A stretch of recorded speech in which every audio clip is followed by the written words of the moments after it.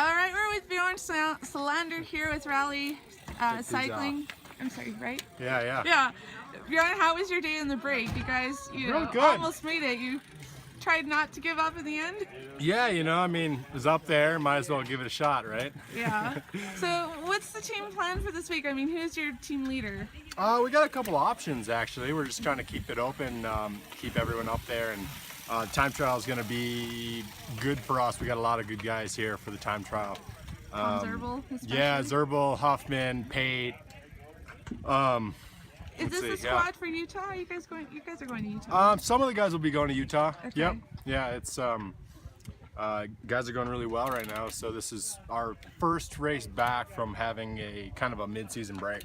And was it the plan for you to go in the break, or was just? Yeah, I was one of the guys to go look for the early move, and it just happened to go from basically kilometer 0. So yeah, it ended up being kind of a long day, but yeah, it was really good. All right. Well, thank you, and good luck tomorrow.